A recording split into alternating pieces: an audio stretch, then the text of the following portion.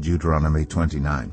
These are the terms of the covenant the Lord commanded Moses to make with the Israelites in Moab, in addition to the covenant he had made with them in Horeb. Moses summoned all the Israelites and said to them, "Your eyes have seen all that the Lord did in Egypt, to Pharaoh, to all his officials, and to all his land. With your own eyes you saw those great trials, those signs and great wonders. But to this day the Lord has not given you a mind that understands, or eyes that see, or ears that hear. Yet the Lord says, During the 40 years that I led you through the wilderness, your clothes did not wear out, nor did the sandals on your feet. You ate no bread and drank no wine, or other fermented drink.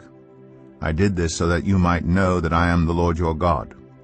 When you reach this place, Sihon, king of Heshbon, and Og, king of Bashan, came out to fight against us, but we defeated them. We took their land and gave it as an inheritance to the Reubenites, the Gadites, and the half-tribe of Manasseh. Carefully follow the terms of this covenant, so that you may prosper in everything you do.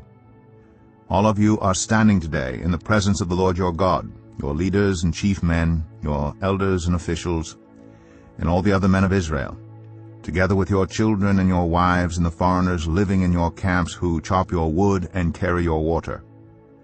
You are standing here in order to enter into a covenant with the Lord your God, a covenant the Lord is making with you this day and sealing with an oath, to confirm you this day as his people, that he may be your God as he promised you, and as he swore to your fathers, Abraham, Isaac, and Jacob.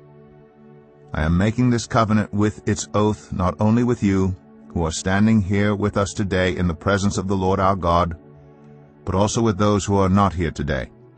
You yourselves know how we lived in Egypt and how we passed through the countries on the way here. You saw among them their detestable images and idols of wood and stone, of silver and gold. Make sure there is no man or woman, clan or tribe among you today whose heart turns away from the Lord our God to go and worship the gods of those nations. Make sure there is no root among you that produces such bitter poison.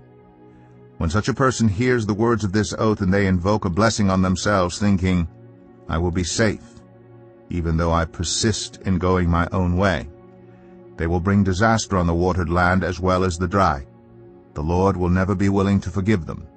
His wrath and zeal will burn against them. All the curses written in this book will fall on them, and the Lord will blot out their names from under heaven. The Lord will single them out from all the tribes of Israel for disaster, according to all the curses of the covenant written in this book of the law. Your children who follow you in later generations, and foreigners who come from distant lands will see the calamities that have fallen on the land, and the diseases with which the Lord has inflicted it.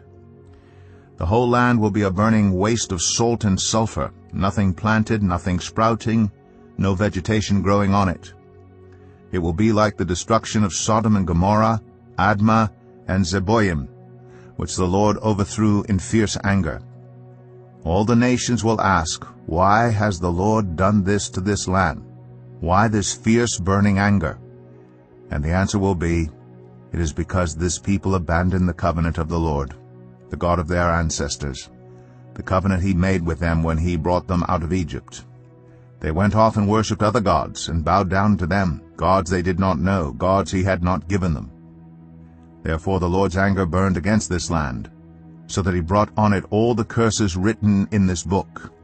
In furious anger and in great wrath, the Lord uprooted them from their land and thrust them into another land as it is now. The secret things belong to the Lord our God, but the things revealed belong to us and to our children forever, that we may follow all the words of